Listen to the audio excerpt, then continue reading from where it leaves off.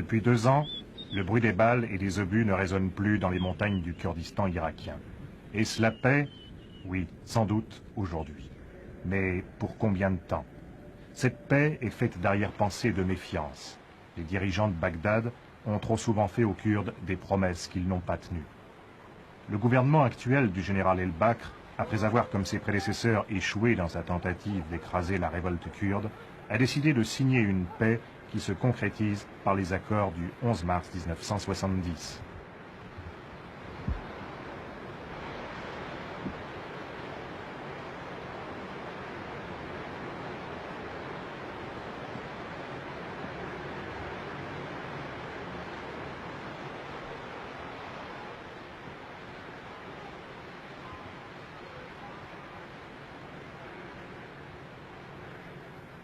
Les Kurdes sont des gens de montagne, habitués à mener une vie rude.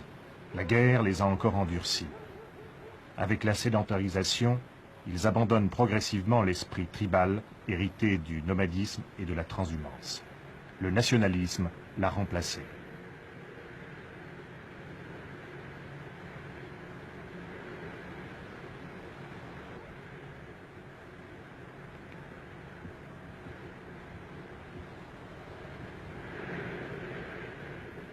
Derbent est un village des montagnes kurdes, comme il y en a des centaines d'autres. Avec ses 150 maisons, il abrite plus de 900 habitants qui tous vivent de la terre. L'eau, ils vont la prendre à la rivière, et ils ne connaissent l'électricité que depuis une année. Jamais un seul policier n'a pénétré dans ce village. C'est le Parti démocratique du Kurdistan qui maintient l'ordre et qui rend la justice.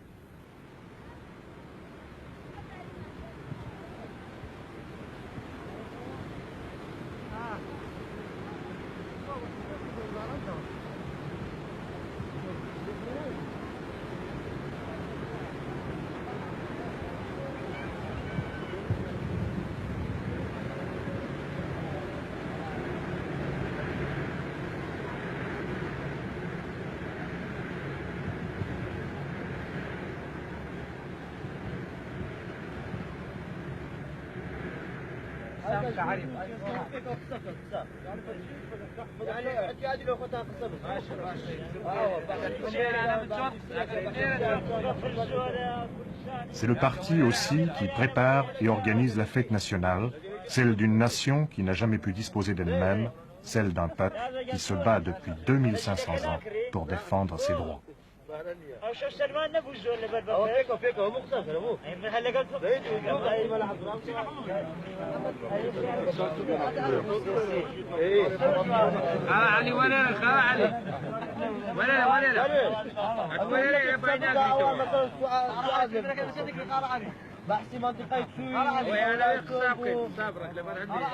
Le Kurdistan ou la mort. C'est le slogan qui symbolise la volonté d'autonomie du peuple kurde.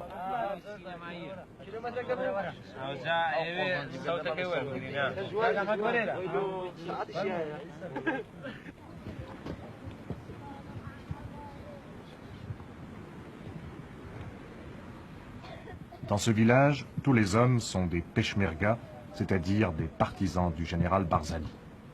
Chacun dispose d'un fusil qu'il porte toujours avec lui. Et il reçoit, chaque mois, une solde équivalente à 60 francs suisses.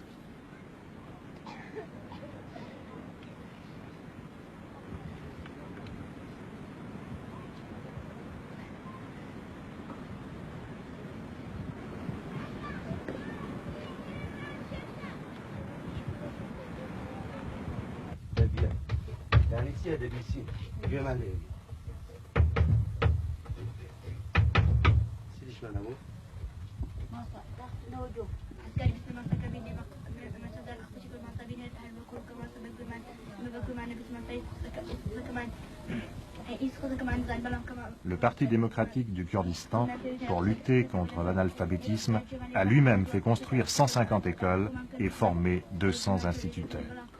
Ici, à Derbent, sur 3 instituteurs, un seul a été engagé par le gouvernement. Les 2 autres dépendent du bureau politique du parti.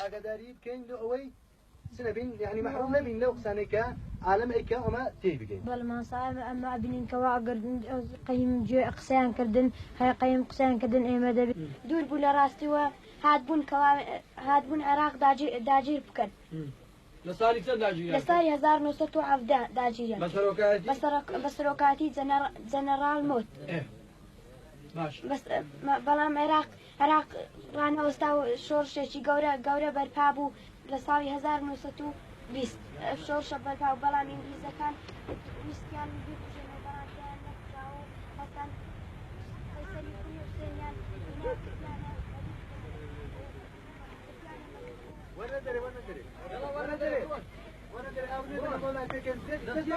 Selon l'esprit des accords du 11 mars 1970, le gouvernement a créé 400 écoles nouvelles au Kurdistan et a remis en ordre les anciennes.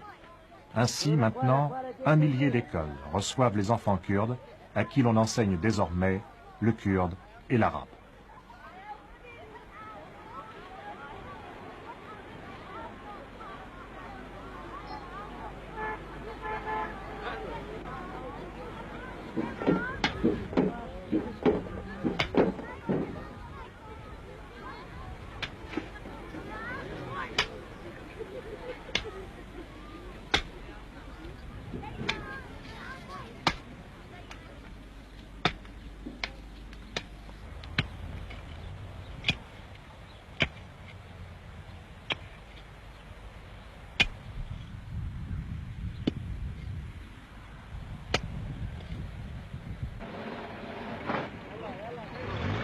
Les troupes de Barzani contrôlent pratiquement plus de la moitié du Kurdistan irakien, ce qui équivaut à une surface égale à celle d'un pays grand comme la Suisse.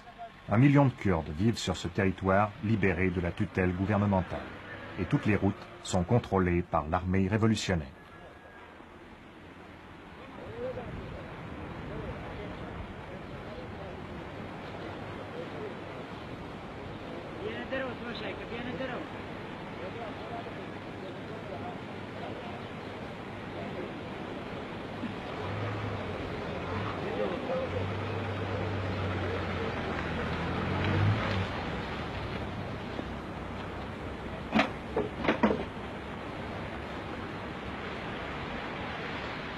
De l'autre côté de la rivière, c'est Nauperdam, le quartier général du bureau politique du Parti démocratique du Kurdistan, centre nerveux de la révolution kurde.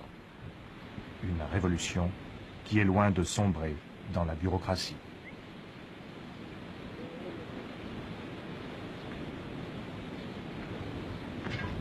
Le docteur Mahmoud Osman, membre du bureau politique, partage son temps entre son activité de médecin et ses responsabilités au sein du parti.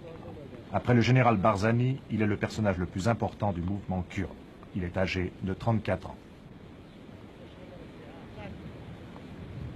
Vous parlez de la révolution kurde, mais n'est-ce pas en réalité plutôt une lutte de libération pour obtenir l'autonomie? Je crois que la révolution kurde, en outre d'être une lutte pour la libération, pour avoir l'autonomie, est là le contenu social, c'est-à-dire elle travaille en outre des affaires politiques pour la libération, pour avoir l'autonomie, les droits politiques et humanitaires. Elle travaille aussi pour avoir la réforme agraire totale au Kurdistan, pour avoir l'émancipation des femmes kurdes, et puis pour résoudre les problèmes sociaux, pour faire progresser le peuple kurde, pour combattre l'analphabétisme, pour combattre les maladies, pour changer totalement la situation politique et sociale du peuple kurde et des citoyens du Kurdistan, c'est-à-dire des Kurdes et des autres minorités. Voilà pourquoi il est une révolution, parce qu'elle ne se limite pas seulement aux affaires politiques, mais aux affaires sociales aussi. Mais actuellement, vous contrôlez toute une région qui est importante, presque aussi importante d'ailleurs que le territoire de la Suisse. Dans cette région, puisque cette région est dirigée par un parti démocratique kurde, est-ce qu'il y a des élections?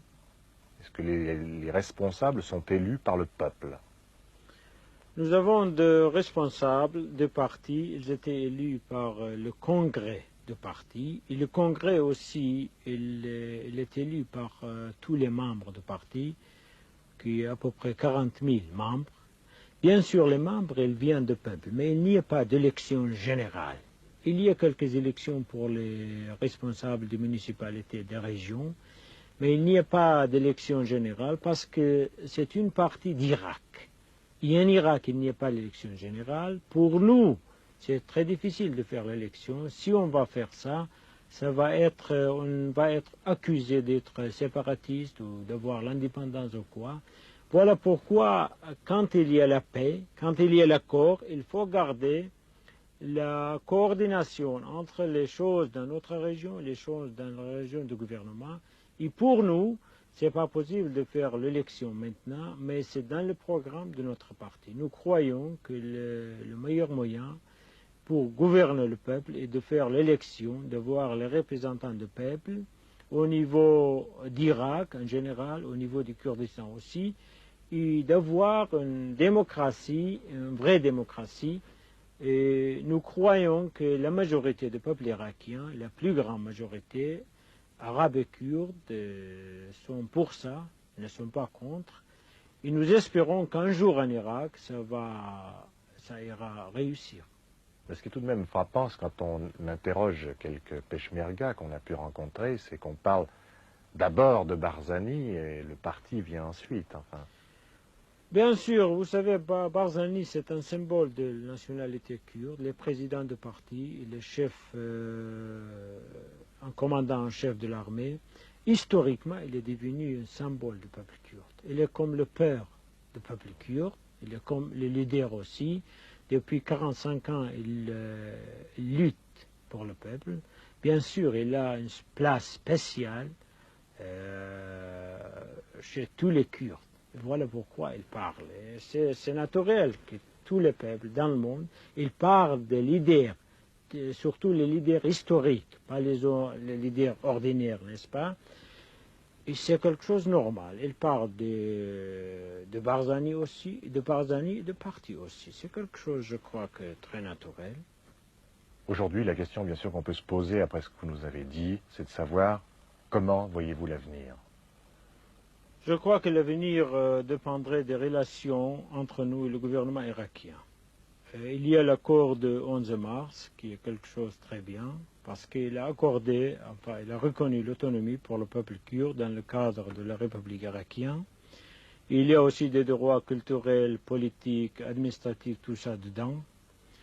Et si l'accord est appliqué, sincèrement, si le gouvernement est objectif, et les pourparlers entre nous et le gouvernement seront très objectifs, et on va appliquer l'accord, c'est avec bonne foi.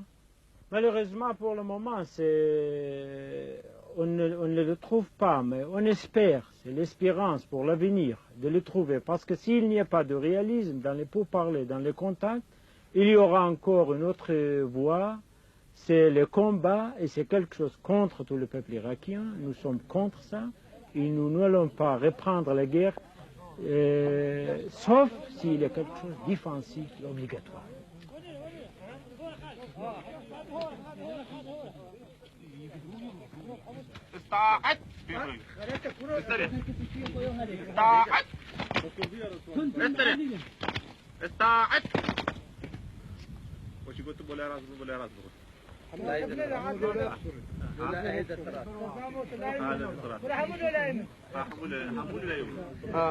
À l'issue de la guerre contre les divisions irakiennes, l'armée révolutionnaire du Kurdistan comptait 24 000 peshmergas sous les ordres du général Barzani. Depuis les accords de paix, 6 000 partisans ont été convertis en gardes-frontières de l'armée régulière irakienne. Ils en portent l'uniforme et reçoivent une solde mensuelle équivalente à 170 francs suisses. Mais ils ne sont commandés que par des officiers de Barzani habillés en peshmerga.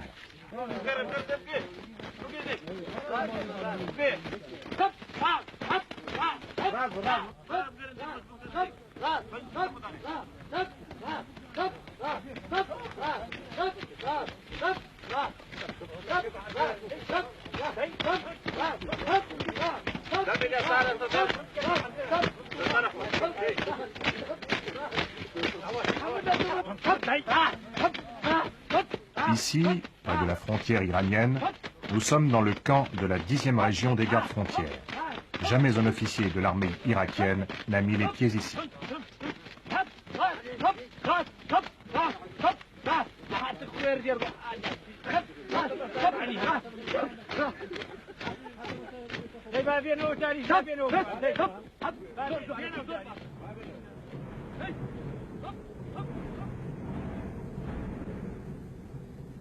Le mollah Mustapha Barzani est considéré comme le dernier seigneur de la Révolution. Il a 69 ans. À l'âge de 3 ans, il connaissait déjà la rigueur des prisons ottomanes. Il avait 14 ans lorsqu'il prit son premier fusil. Depuis lors, il a presque toujours vécu dans le maquis.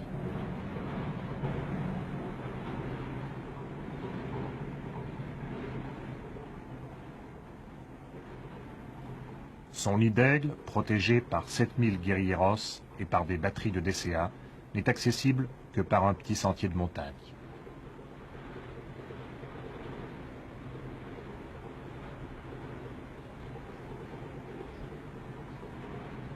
Général, nous avons appris en Europe avec surprise et avec même stupeur qu'il y a quelques mois, vous avez été victime d'un attentat alors que nous croyons que vous viviez ici en paix à la suite des accords du 11 mars 1970. Alors, quelle est la situation aujourd'hui? يعني أوانا خائنا خيانة كردوها لا شعب كرد ولا شعب عرب يعني سياستك زور غلطيان هي نبو عرب راسا نبو كردش راسا يعني خويا إنساني مزر وكو أوانا ليرة الظالم وغدار وتعدى على سرهم وكسكن أواناش نقضي اتفاقي آزاريان بو شتانا زور جاريان كدنا أو هر أوا بزور جار بلام إما تحمل ما كله برخاتري شعب عرب عام بخاتري كردو عرب إما يعني تحمل ما كردو وكو أوان كخيانة يعني كل إما خيانة منك. Il dit que, bien sûr, je crois que la politique du gouvernement actuel est très fausse. La politique n'est pas du tout au bénéfice du peuple irakien, ni kurde, ni arabe. Ils ont fait beaucoup de choses qui étaient très mauvaises contre nous, ne pas appliquant comme il faut le traité de 11 mars, et l'attentat était l'une de ces choses-là. Je crois pour le moment aussi, si la politique actuelle ne change pas, la situation n'est pas bien, mais quand même, nous allons, dans la mesure de possible, garder la paix pour le bénéfice du peuple irakien en général, arabe et kurde, et pour avoir, si possible, le paix pour tout le monde, la paix pour tout le monde en Irak. Mais, mais avec ça aussi, on n'est pas satisfait avec la politique actuelle du gouvernement qui est pratiquée avec nous et avec le peuple irakien en général. Est-ce qu'à la suite alors des accords, certaines revendications du peuple kurde ont été satisfaites? Dans les آية لباش اتفاقي كهندك لمطالب كرد جبت جكرا و بيرازيبون يعني. لا والله لا ولا وين مرازين. Il dit que dans l'ensemble, on n'est pas satisfait avec la situation. Probablement 50% des choses ont été appliquées, mais les choses importantes, c'est-à-dire les autres 50 qui sont plus importantes, ne sont pas encore appliquées. Et je crois qu'ils ont appliqué les choses qu'ils voulaient. Et voilà pourquoi on n'est pas tout à fait satisfait avec l'application de l'accord en général. Il serait intéressant alors justement de connaître quelles sont les revendications du peuple kurde qui ne sont pas respectées actuellement. Le général dit qu'ils ont par exemple tenté d'arabiser quelques régions kurdes, et puis aussi ils ont fait quelques combats, quelques accrochages locaux, comme dans la région de Barzan, des autres régions. Et dans l'ensemble, il y a d'autres points ne sont pas encore appliqués, et je crois qu'ils ne sont pas capables de diriger le pays ensemble. Mais alors, d'où sont venues les armes, même importantes, dont disposent les forces du général?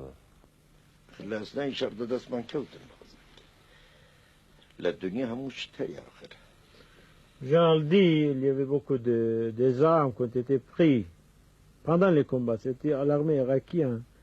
Et puis chacun a ses moyens d'avoir des choses. Vous n'êtes pas très précis, hein. Dans les zones muhaddadnin, الجواب. Il dit qu'une partie, comme je vous ai dit déjà, a été prise à l'armée irakienne, et l'autre partie a été achetée à l'étranger par des moyens spéciaux, n'est-ce pas, d'Europe, des autres pays. Certaines personnes ont prétendu que le mouvement kurde avait des sympathies vis-à-vis d'Israël. Qu'en est-il en réalité? حقيقتي أواهر كون تصور بكن إما ملتك ومظلوم حكومة إسرائيل خوي حكومتك إما شون عطف لسر أوان بدبي بعكسي أوا بلن إسرائيل عطف هي لسر كردستان. Le général dit nous sommes un peuple opprimé, et puis Israël c'est un gouvernement, il n'a pas besoin de nous, d'autres, un peuple, petit peuple comme les Kurdes. Je ne sais pas, c'est pas comme ça, mais probablement il y a des propagandes disant qu'Israël a sympathie pour les Kurdes, mais pas les Kurdes pour Israël. إما ملتك مظلومي إما ملتك مظلومي إما لقالها مو عالمي الدنيا اشتكي عداي مانية لقالها مو كزدوستي. Elle dit nous sommes un peuple opprimé, nous n'avons pas d'animosité contre le peuple du monde. Nous sommes des amis de tout le monde, en général. Nous voulons être amis du peuple du monde en général. Est-ce que le général a des rapports avec d'autres mouvements kurdes en Turquie, en Syrie ou en Iran? قال آية علاقة هيا لقال حركات تري كردي لإيران وتركيا وسوريا. إما علاقة من لقال علاقة من حد لقال العراق لقال كسي تركيا. Il dit nous n'avons pas de rapport, notre mouvement concerne seulement le Kurdistan d'Irak, le peuple irakien, les Kurdes d'Irak seulement. Et ce qui veut dire que la revendication n'est pas du tout de se joindre aux autres mouvements kurdes pour former un Kurdistan véritable, étendu sur l'ensemble de ces pays qui regroupent des Kurdes. والله واجيني كأيوة هيج مطالب كواتانية كذا قال كردستان كانت التوحيد من دولة يشتي كوات بالسكن. Il n'y a pas de revendication comme ça. C'est l'autonomie au sein de l'Irak. تنهى autonomie لنا العراق. C'est ça.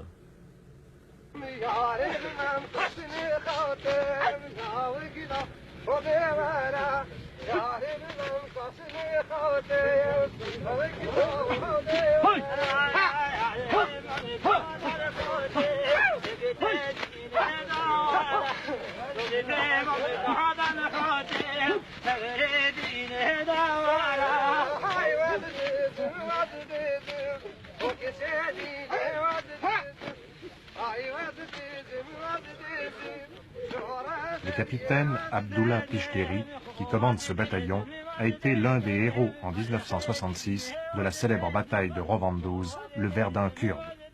À la tête de 150 Peshmerga, au cours d'une attaque surprise, il a mis en fuite 15 000 soldats irakiens.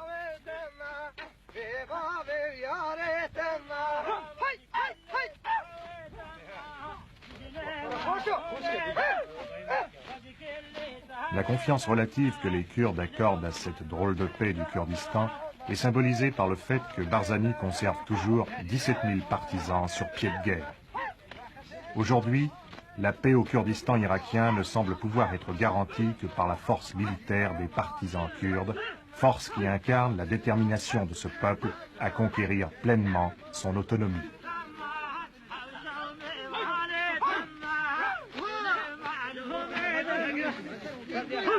Hey!